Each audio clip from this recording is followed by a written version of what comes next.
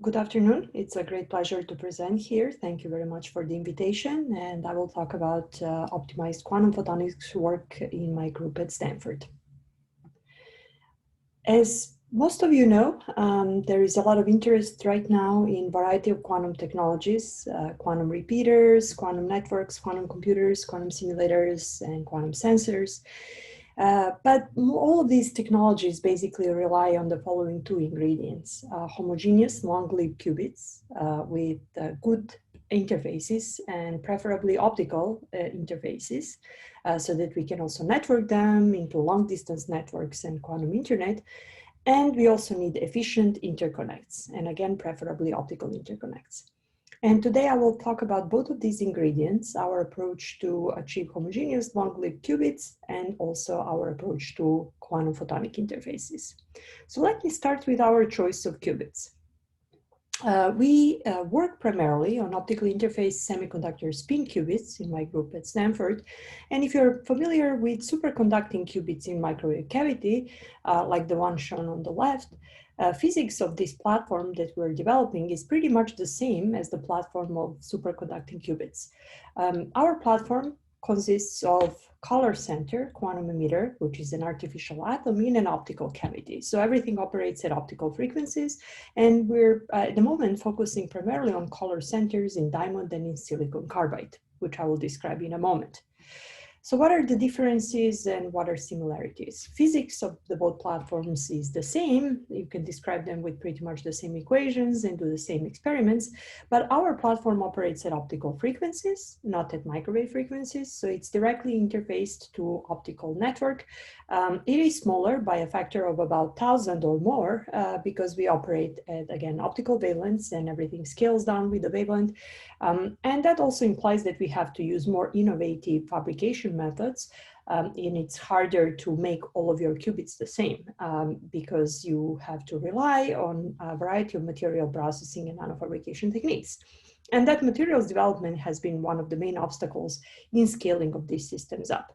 But on a brighter note, you work with semiconductors.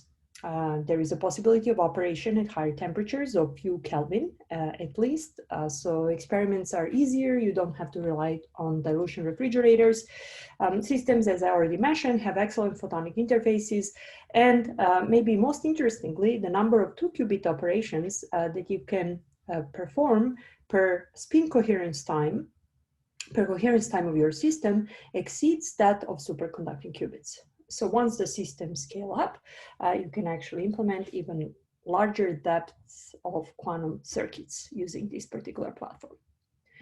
As I mentioned, we're primarily focusing on color centers in diamond and in silicon carbide. In diamond, we're at the moment focusing on 2 color centers, silicon vacancy and tin vacancy color center. These color centers are so-called inversion symmetric color centers. They're produced by removing 2 carbon atoms from the diamond lattice and inserting an impurity interstitially between these 2 vacancies, and we're typically focusing on silicon and tin impurities. The state of the art in this field is pretty promising. People have demonstrated excellent photonic interfaces for silicon vacancies in optical cavities. Here I'm highlighting the work from my group at Stanford, but there have been also exciting experiments at Harvard. Then we have shown that we can grow these quantum emitters or qubits on the platform on the same diamond chip with very small inhomogeneous broadening. There is only 30 gigahertz of spectral broadening for different color centers on the same chip. And we have also shown that we can use laser driving with an off-resonant rate laser, so-called Raman driving technique, to compensate for up to 100 gigahertz of spectral broadening. So basically, we can compensate for all of the inhomogeneities between qubits by driving them with different lasers. And more recently, we've been focusing on tin vacancy color centers, which promise all of the advantages of silicon vacancies, but in elevated temperatures because they have larger ground state splitting. So there is less of phonon dephasing at elevated temperatures, and they can work at 2 kelvins. So you avoid the use of dilution refrigerators.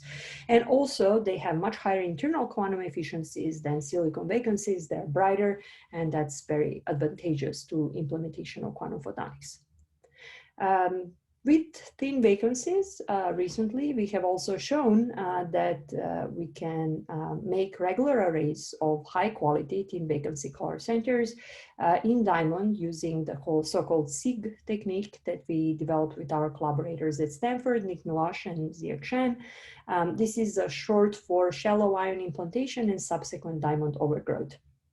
Since these qubits, these quantum emitters, rely on inserting impurity into diamond lattice, typically people perform this by ion implantation at high energies. But this process damages the lattice, and any non-uniformity and damage in the underlying diamond lattice leads to strain and degradation of properties of emitters, inhomogeneity, reduction in coherence time, and so on.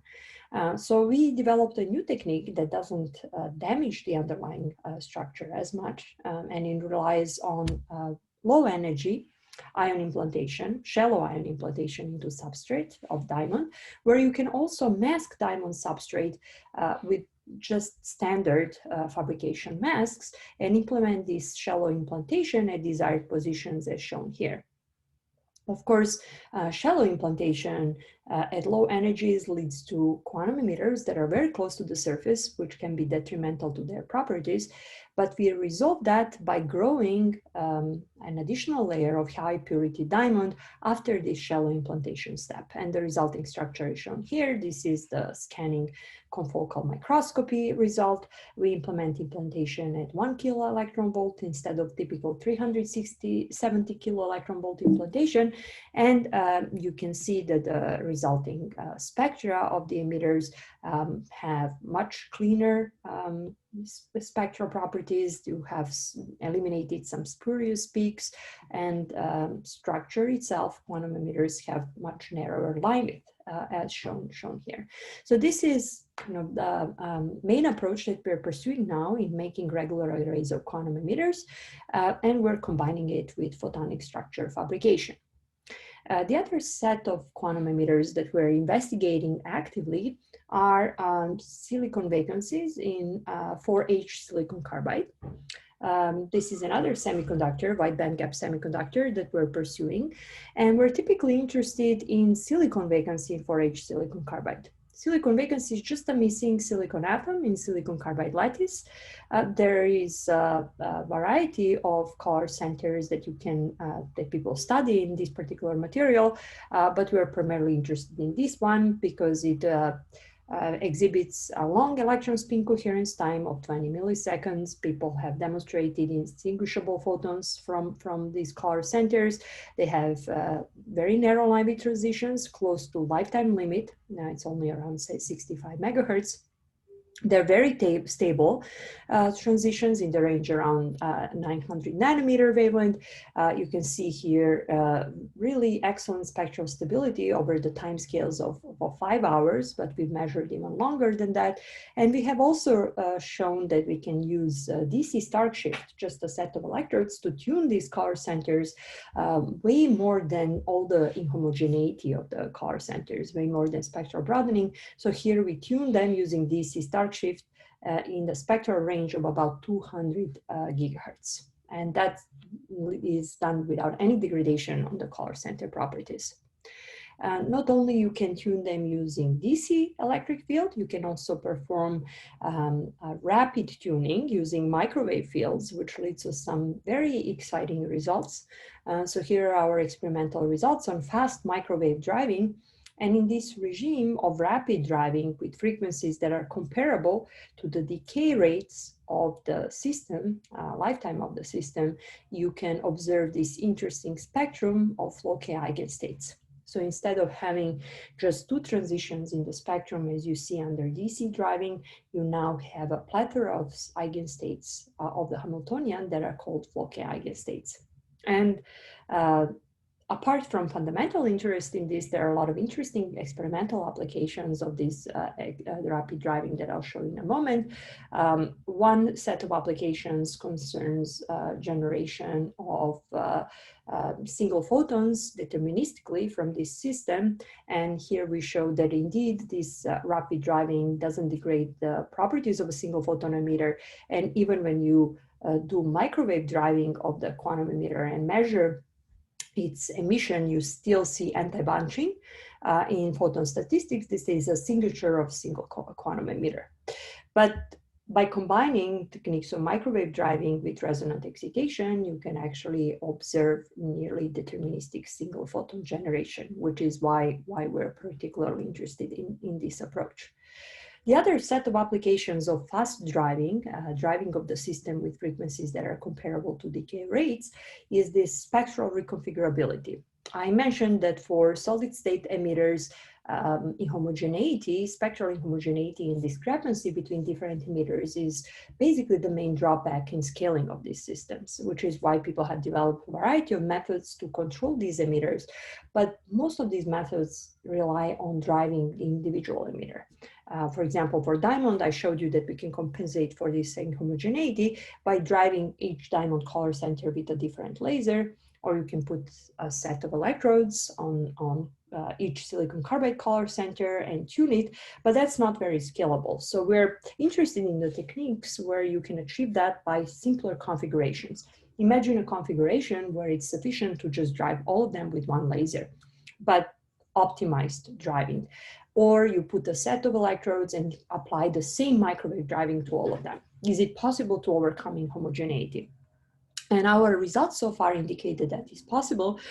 We showed that you can basically achieve spectral reconfigurability of these emitters by optimizing the microwave drive.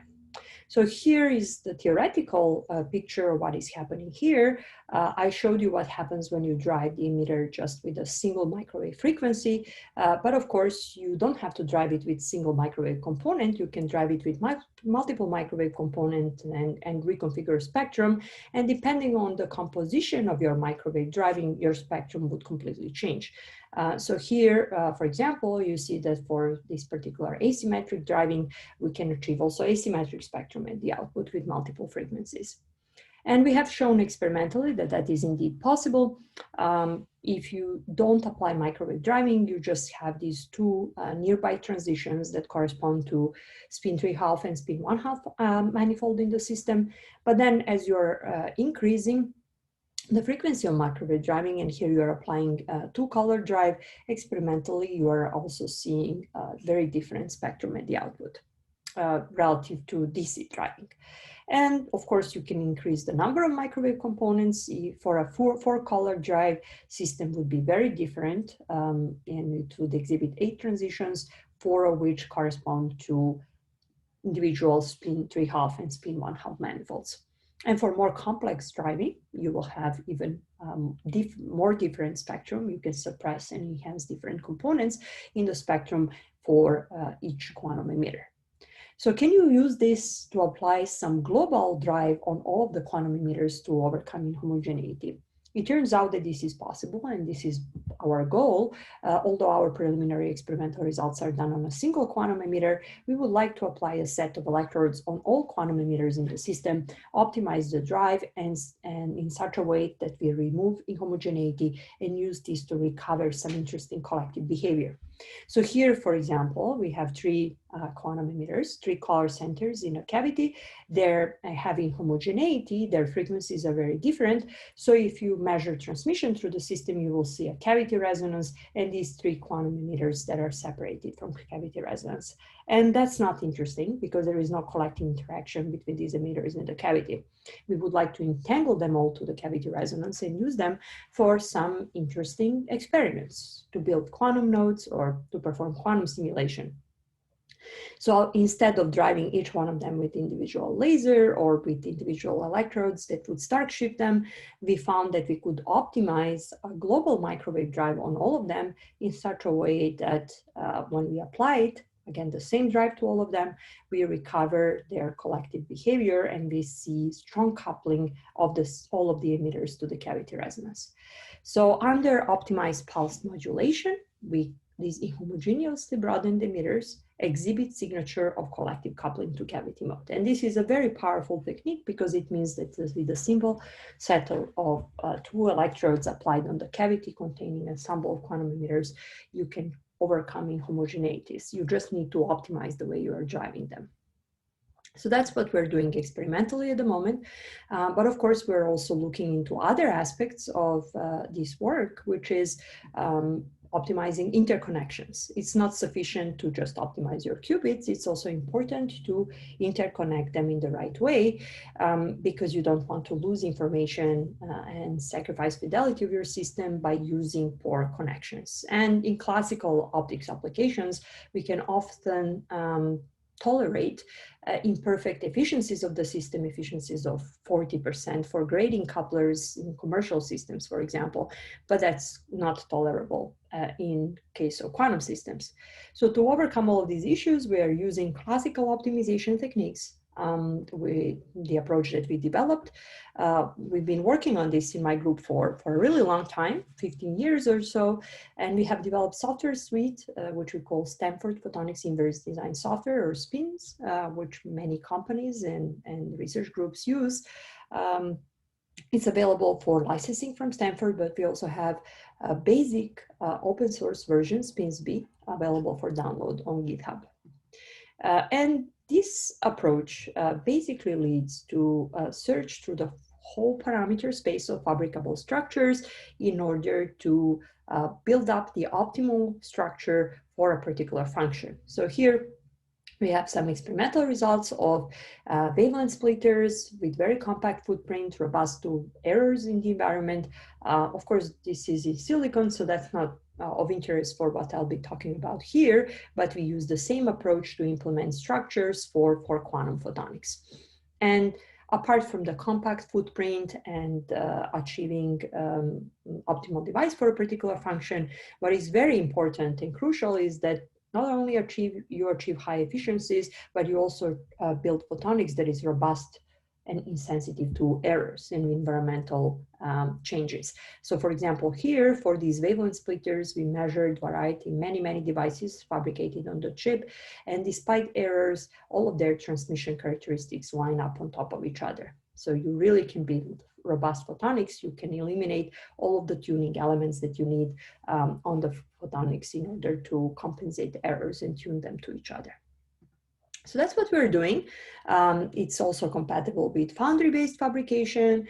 We've recently shown that we can basically build exactly the same quality of these devices using foundry fabrication.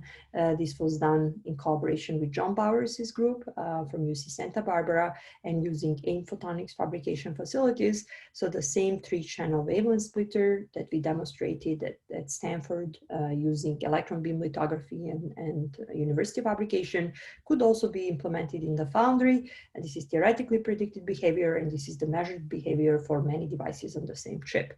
So it's fully compatible with foundry fabrication, which is actually very, very important for building scalable systems. So now going back to our materials of choice for quantum photonics, we can apply inverse design to also our diamond and silicon carbide structures. Inverse design approach is agnostic to the material choice that you are using. You just need to implement parameters of the particular material system and fabrication constraints during your optimization. And we've optimized a variety of diamond structures and fabricated them in diamond using the fabrication method that consists of isotropic and anisotropic etching in diamond, which was initially developed by Paul Barkley at Calgary, but we adopted that method and also adapted it in such a way that it works with inverse design. So here you see a variety of diamond devices fabricated in diamond and also inverse design. And use of inverse design actually dramatically improves the behavior without sacrificing footprints of the devices. For example, in this simple problem here, where we have grading couplers at the end of the diamond nanocavity in the same footprint as these notches, we can achieve much higher coupling efficiency and increase the large enhancement in counts. So the coupling efficiency goes from something like 1% to about 30%. And in 1 second integration in transmission through the system, you see clear resonant signal from the cavity, as opposed to using notches where after 10 seconds integration, you barely see the cavity. And that's all done without sacrificing quality factor of the cavity. We are, of course, combining these inverse designed optics with color centers, and at the moment, primarily with thin vacancy color centers.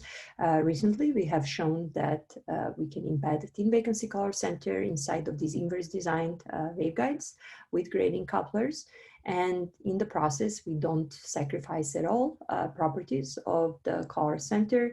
Line widths of around 36 megahertz are comparable to line widths of thin vacancy color centers in bulk diamond. So that's very exciting. And now we're actually incorporating these color centers into more complex and inverse design diamond structures. Like in diamond, we're also pursuing the same approach in silicon carbide.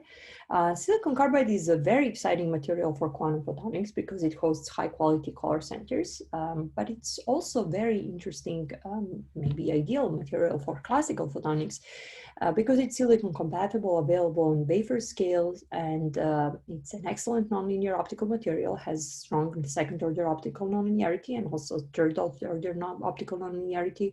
It's piezoelectric, it has excellent thermal conductivity and large band gap. So that's all very exciting.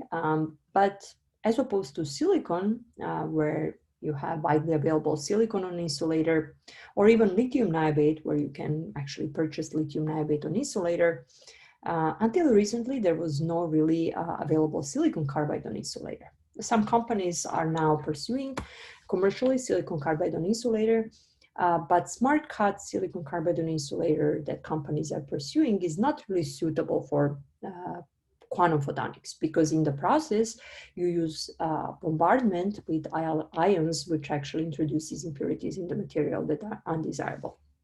And since, in 2019, when we started doing this, there was no commercial silicon carbide on insulator. We had to develop pristine silicon carbide on insulator that is compatible with color centers and quantum photonics. What we do is quite simple. We basically wafer bond high purity 4H silicon carbide on oxidized silicon, then thin it after bonding, we do coarse grinding and thinning, polishing, then fine thinning with reactive ion etching, and we can produce pristine samples of silicon carbide on insulator with highly controlled thickness and uniformity. And we can actually produce even larger areas of this with our recent results, with also high uniformity. In principle, you can do it over wafer scale. So what we're able to do is photonics quality, which is superior to anything else that's been demonstrated in silicon carbide, and actually comparable to highest quality photonics in any material, including silicon on insulator. For example, at telecommunication wavelengths, we see quality factors exceeding 5 million.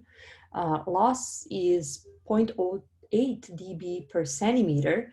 Here are some of the structures: ring resonators, inverse design couplers that we demonstrated. We have measured very high quality factors, again, even higher than 5 million. It's compatible with inverse design process. You can implement high efficiency photonics, novel functionalities. We have also demonstrated nonlinear optics. This is second harmonic generation. This is from our early results where quality factors were smaller by a factor of 10. Last year, we demonstrated second harmonic generation with a waveguide efficiencies, if the efficiency is measured relative to the powers coupled in input and output waveguides, of 360% per watt, but now the efficiencies should be on the order of 36,000% per watt at least, and that's because our quality factors are greater by a factor of 10. And recently, we've also demonstrated optical parametric oscillation using Chi3 of this material. We've shown microcombs in this material. So this is very interesting for nonlinear optics, metrology, optical interconnects. We see optical parametric oscillation at 8 milliwatts of threshold, and then we see formation of microcombs. This was just published in Optica very recently. So for quantum photonics, the same structures, again, host very high quality quantum emitters. There is no degradation in quality of your quantum emitters or qubits once you implement them in these high quality photonic structures.